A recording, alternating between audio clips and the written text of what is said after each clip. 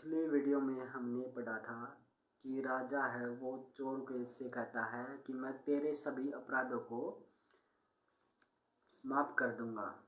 तुम उस वृद्ध व्यक्ति के पास जाकर उससे तुम धन मांगो और उस धन को तुम राजकोष में समर्पित करो। तो चोर कहता कि हे महाराज, मुझे क्षमा करें, यह एक अपराध है जो चोरी की बात, यह भी एक अपराध है किसी व्यक्ति से धन मांगना, अतः मैं इसे नहीं कर सकता। तो फिर वो क्षमा मांगता है और फिर राजा कहता है कि ठीक है, तुम मुझे उस वृद्ध व्यक्ति के आश्रम का पता बताओ जहाँ पर वह रहता है। तब चोर कहता है कि मैं इस कार्य को करने में सक्षम हूँ, मैं उसके स्थान को दिखा दूंगा, लेकिन मैं वह भी उस स्थान को भी बहुत दूर से ही दिखाऊंगा, क्योंकि उसकी जो सौम्य आकृति है उससे भी मुझे डर लगता है। तो राजा उसको एक अच्छे पद पर नियुक्त कर देता है। तो अब पढ़ते हैं। मंत्रिणो विस्मितः, मंत्रीगण आश्चर्यचकित हो गए। विस्मितः अधिकारिणः, अधिकारी आश्चर्यचकित हो गए।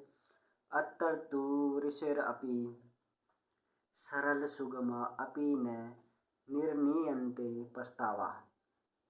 अत्र यहाँ तो वर्षे भी बहुत से वर्षों में सरल और सुगम अच्छे प्रकार से भी न निर्णयन्ति निर्णय नहीं होता, प्रस्ताव का अच्छी प्रकार से भी निर्णय नहीं होता। अद्य तो आज तो फलकैरेव, फलक जब कहते ही निर्णय हो गया। नियुक्तिरपि, जो पदाधिकारी के रूप में नियुक्त करना था उस वह कार्य हो गया है। चोर को एक पद पर नियुक्त कर दिया है। न केवलम मोचितो, किसने तो केवल राजा को नहीं छोड़ा। अयम चोर राज शिखा मनीर अपि, यह जो चोरों का राजा है उसको तू सत्वरम किम अपि अपृष्ट एव, किसी से कुछ भी पूछे हुए बिना परम विश्रम भाष पदे, एक बहुत अच्छे पद पर सेवा कार्य के लिए न्यायोज्य तापीति नियुक्त कर दिया। रहस्यम अपि अविदितम एव, इस रहस्य को कोई भी जान नहीं सका है। राजा अपि अचिंत्यत, राजा भी सोचता है किम इदम कृतम मया, मेरे द्वारा यह क्या किया गया। अपराधी दंडनीयो अपि पुरस्कृत है, जो अपराधी है वो दंडनीय होते हुए भी पुरस्कृत है, उसका पुरस्कार किया गया है, उसे सम्मान दिया गया है। प्रकृत्यः क्रूरो अपि, स्वभाव से मैं क्रूर था। सौम्यो अहम अधः संवृतः, आज मैं सौम्य हो गया हूँ, या आज मैं कोमल या अच्छे स्वभाव वाला हो गया हूँ। विचित्रो अयम चोर अपि, यह जो चोर है यह एक विचित्र है। प्रायेण दुर्बला भवन्ति अपराधिनः, जो अपराधी होता है प्राय रूप से वह दुर्बल होता है। बहि स बलवतं तवेषाम् आवरण मात्रम अन्तः दौर्बल्यस्य, अखबार से तो वह कठोर होता है लेकिन अंदर से वह दुर्बल होता है। जो अपराधी होता है वह बाहर से तो ऐसा दिखता है कि जैसे वह एक कठोर हृदय वाला है, लेकिन उसके जो अंतर है वहाँ से वह कोमल होता है या दुर्बल होता है। तथा अपि एषः महाराज इव व्यवहारत है, तथा फिर भी इसके साथ महाराज अपराधी के साथ महाराज की बात ही व्यवहार हुआ है। निर्भीक है, शांत है, अनुद्विग्न, अचकित, स्पष्टम अभाषत, निश्चलम इति सर्वम आश्चर्यम। जो वो अपराधी है या जो चोर है वो निर्भीक है, निडर है, शांत स्वभाव वाला है, अनुद्विग्न से रहित है, अचकित आश्चर्यचकित से रहित है। स्पष्टम भाषम वो अच्छी प्रकार से बोलने वाला है। निश्चलमिति और छल से रहित है। सर्वम आश्चर्य और इस प्रकार उसे देखकर सभी आश्चर्यचकित हैं। किम अत्र कारणम कि यहाँ क्या कारण है।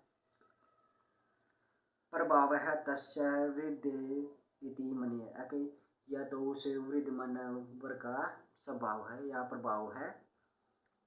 अनन्य सामान्य प्रभाव ऐसा है कि यह जो प्रभाव है यह कोई सामान्य प्रभाव नहीं है। जनाः कथयन्ति लोग कहते हैं निवसति कलिहि श्रवणम इति जो काल है वो श्रवण में या धनराशि में रहता है। अत्र तो सत्यमेव जयते श्रवणनिश्चय अपि यहाँ तो सत्य की ही जीत हुई है। श्रवणनिश्चय अपि श्रवण निश्चय की नहीं। शीघ्रतां विधीयतां शीघ्र जाइए। दृश्यताम एषः वृद्ध महानुभाव है। इस वृद्ध महानुभाव को देखिए। तत्सहायेन संचयतां प्रवृत्तः श्रवणनिश्चयो राजकोशे तत् उसकी सहायता के द्वारा श्रवणनिश्चय जो श्रवण भंडार है उसको राजकोष में संचित कीजिए या वहाँ पर स्थापित कीजिए। तत्प्रसादात अपराधीन हो अपि उसकी प्रसन्नता के कारण या उसके उपकार के द्वारा जो अपराधी व्यक्ति है वो भी सर्वे शिष्टि भविष्यन्ति इति मन्ये जो सभी व्यक्ति हैं वे सज्जन व्यक्ति हो जाएंगे ऐसा मानने करते हैं। अपराधाभावात् सर्वे सुखिनः भविष्यन्ति अपराधों के अभाव के कारण जो सभी व्यक्ति हैं या जो सभी प्रजाजन हैं वे सुखी हो जाएंगे। सुखितेषु सर्वेषु वयमपि सुखम सैष्यामः इति सभी व्यक्ति सुखी होंगे तो हम भी सुख से सो सकेंगे। अन्यदहु प्रातर एव प्रदर्शित चरम स्थानम प्राप्य राजा वृद्ध परवरम दिदृक्षुः अन्यदु दूसरे दिन प्रातः सुबह ही प्रदर्शितम विचरण करते देखकर स्थान पर राजा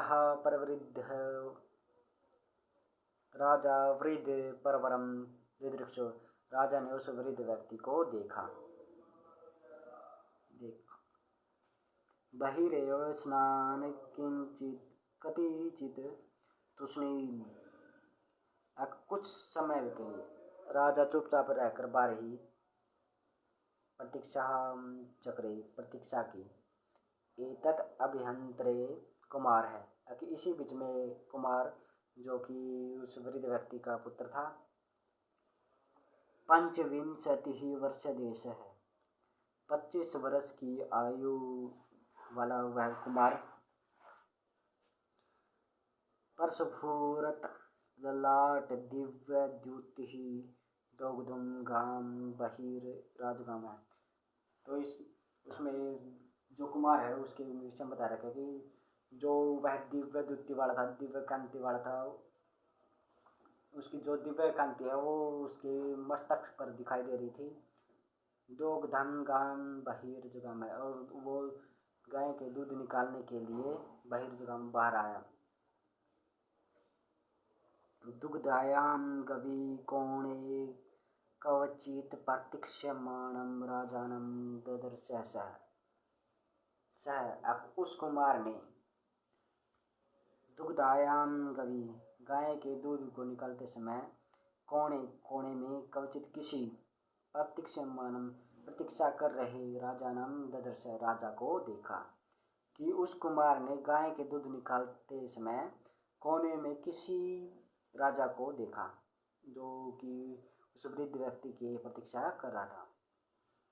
दृष्टव एव च तम उवाच उस राजा को देखकर वह कुमार बोला अपि त्वं सह एव विशिष्टो अतिथि यत् विषये पितृचरणे वयं मतनिशिः सूचिता। अपि त्वं सः, आप ही वह हो, वही हो।